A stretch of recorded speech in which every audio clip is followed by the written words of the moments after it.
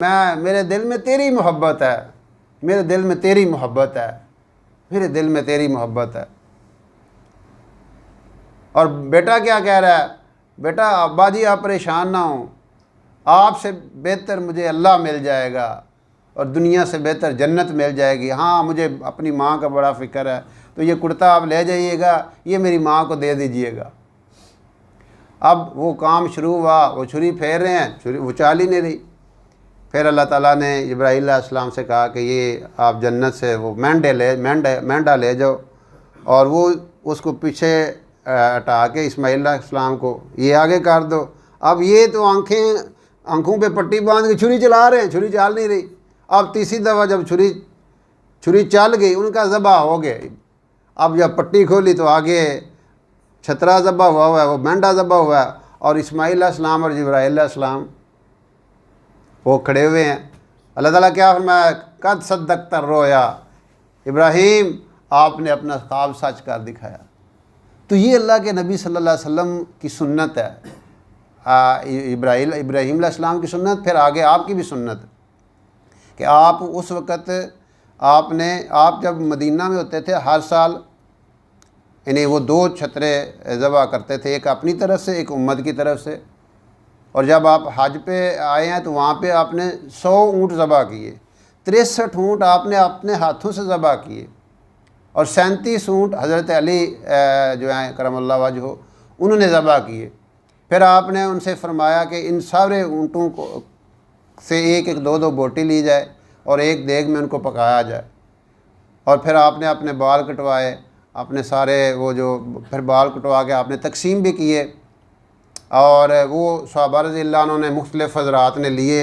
حضرت خالد بن ولید رضی اللہ تعالیٰ کے حصے میں وہ زیادہ بال انہوں نے لے لیے، تو انہوں نے اپنی ٹوپی کے ساتھ وہ نتھی کر لیے۔ وہ جب بھی جنگ میں جاتے تھے وہ ٹوپی ان کے پاس ہوتی تھی، اس کے اوپر وہ لوہے کا وہ جو بھی ٹوپی ہوتی تھی پہنتے تھے۔ ایک دفعہ رومیوں نے حملہ کر دیا تو ان کا وہ میری ٹوپی ڈھونڈو، ان کا وہ تو مل ہی نہیں رہا، کہ پہلے ٹوپی ڈھونڈنی ہے پھر میں نے جنگ میں جانا۔ پھر اللہ تعالیٰ نے ان کو ہر موقع پہ فتح دی، اور اللہ کے نبی علیہ السلام نے ان کو سیف اللہ کا لقب دیا تھا۔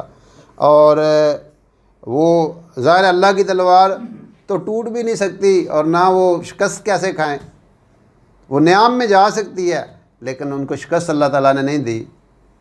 سیف اللہ حضرت خالد بن ولید شہید نہیں ہوا، اپنی طبی موت ان کو آئی۔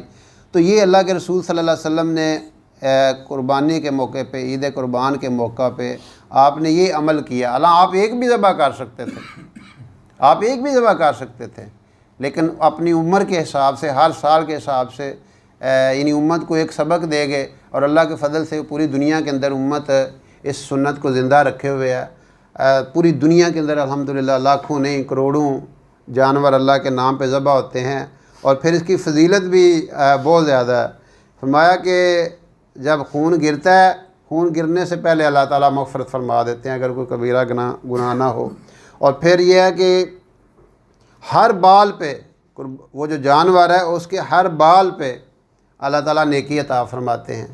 تو یہ بہت بڑا عمل ہے جو اللہ تعالیٰ نے اس امت کو دیا ہے، اور اس کو ایک ہے معاشرے کے ماحول کے جو رجحانات ہوتے ہیں، یا آج کا سوشل میڈیا پہ مختلف باتیں چلتی رہتی ہیں کہ یہ ایسی فضول رسم ہے، اور پیسے کا ضیاع ہے، اور صفائی بندوبست صحیح نہیں رہتا، اور یوں ہے اور وہ ہے، اور یہ روشن خیالی کے نام پہ مختلف لوگ اپنے اپنے خیالات کا اظہار کرتے رہتے ہیں۔